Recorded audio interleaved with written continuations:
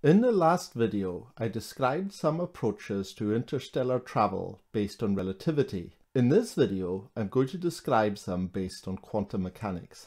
The relativistic and quantum approaches are both based on what's loosely called modern physics, as opposed to video 3, which outlined approaches based on classical physics.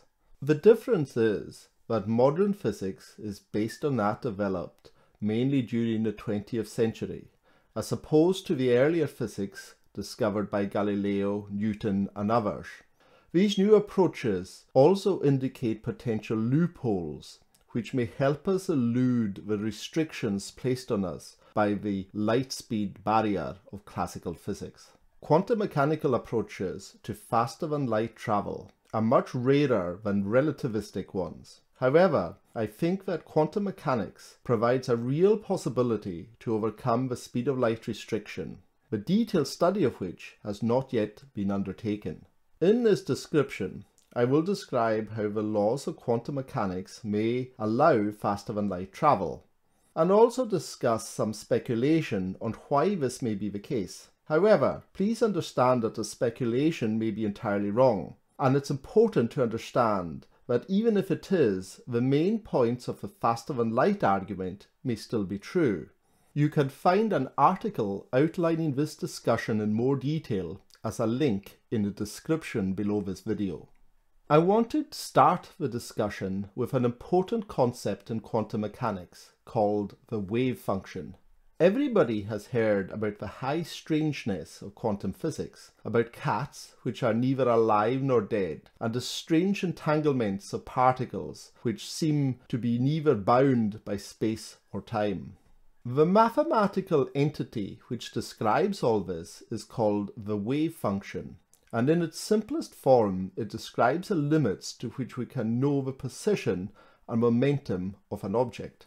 You can think of the wave function as being rather like a ball of mist which is dense in the middle and gets progressively more tenuous towards the edges, but never thins out completely.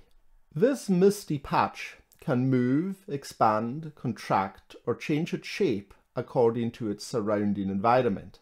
When we look for an object, we will find it inside the mist, but we cannot predict exactly where, only the probability of finding it at a certain place, and this is related to the density of the mist at that spot. The higher the density of the mist, the more probability of finding the object there.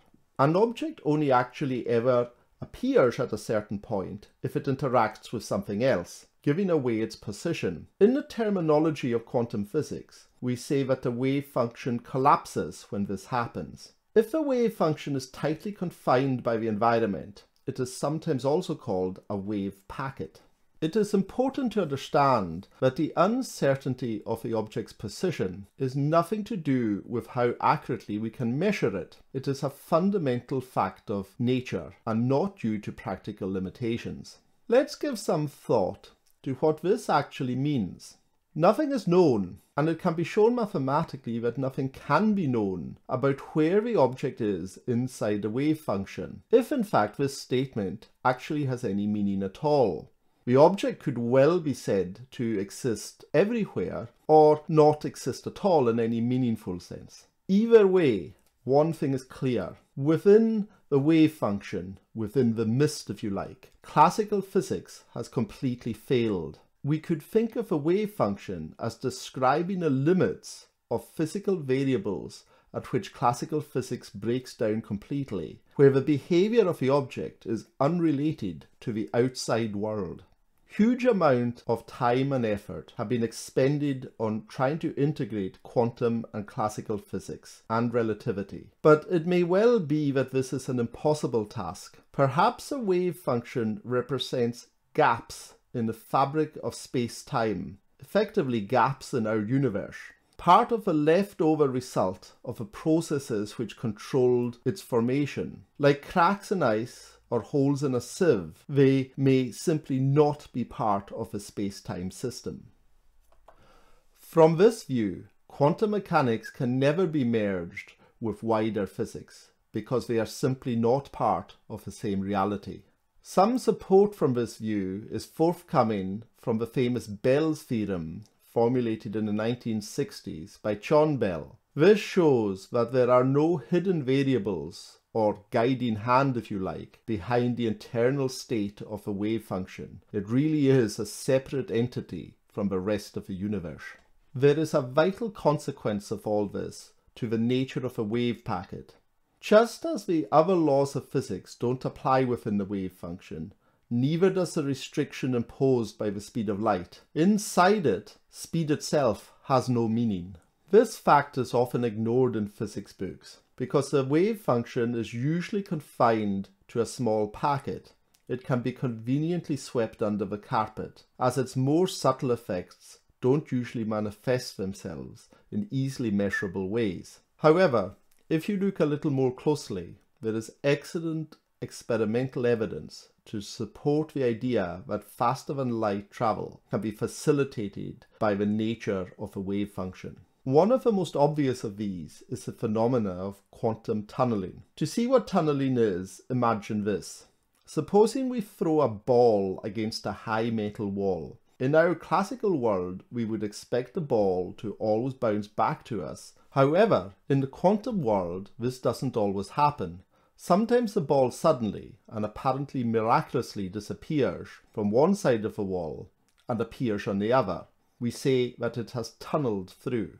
This has nothing to do with the object penetrating a wall in any conventional sense, like a bullet penetrating a wall. But instead, it is a purely quantum phenomena, due to the inherent uncertainty in the ball's position as described by its wave function.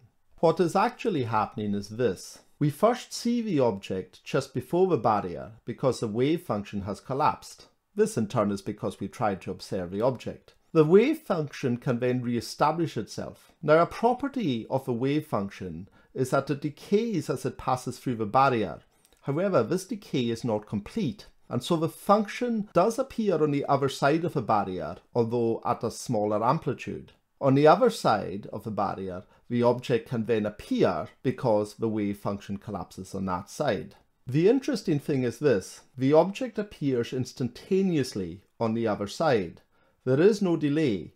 It has effectively travelled faster than light from inside the barrier to outside it. This, and also a series of related phenomena, have been studied many times and no delay has been found. I will put references to some of the papers explaining this in the description below. And so we have a basis for quantum mechanical superluminal travel. Take an object and allow its wave function to establish itself. Given the right conditions, the object will then, under the control of statistics, manifest itself elsewhere.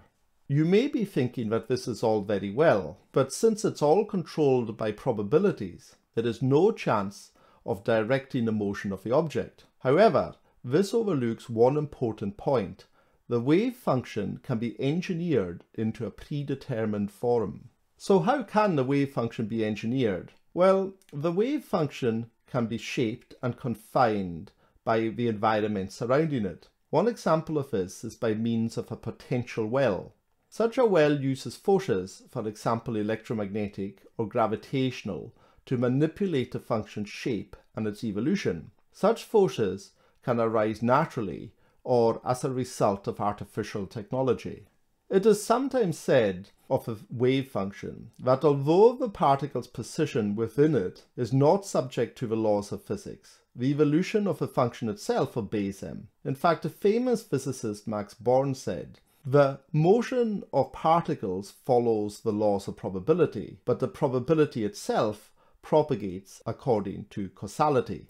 However, the wave function is not a physical entity like a particle. It is an abstract concept constructed to allow us to understand quantum mechanics, and it doesn't propagate like a simple entity. To quote Cox and Forshaw in their recent book, The Quantum Universe, the particle can be anywhere at every conceivable point in space.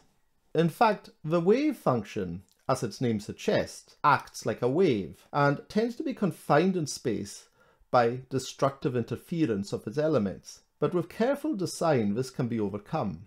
Let's look now at how the system described above might be practically used to facilitate superluminal travel. Let's start with the problems. Firstly, a couple of obvious questions. These in fact don't present the issues which might at first appear insurmountable. The first of these is the issue of causality caused by faster than light travel, which I described in a second video. You might be thinking that what I've just described here would also violate causality in the way which I described. However, this is not the case. The important difference is that in the case I described in the first video, the signal or object undertook the act of travel. It traced out a whirl line on a space-time diagram, but in this case it does not. It disappears from one spot and then instantaneously appears in another, effectively teleporting.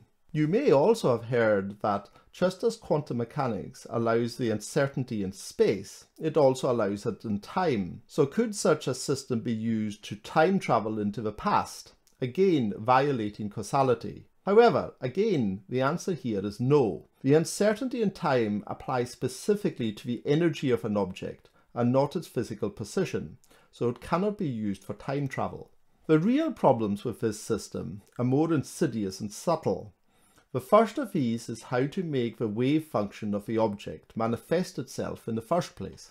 To do this, it is necessary to separate the object from all external influences, even heat and photons of light. This is simple for a tiny object like an elementary particle, but is much harder the bigger the object is. Next, we have the issue of multi-particle systems. As just inferred, the objects normally used to demonstrate the properties of quantum mechanical systems are elementary particles, and atoms or molecules, and even molecules can prove problematic. The trick is to make the object composed of many particles act as though it were a single unitary entity. On such a large scale, this is currently beyond our ken, although it has been done on a few macroscopic scale experiments. References to these are given in the description below. Generally, however, it requires a cooling of an object to a very low temperatures, and this certainly means that at the beginning of such experimentation, only small inanimate objects will be used. The final issue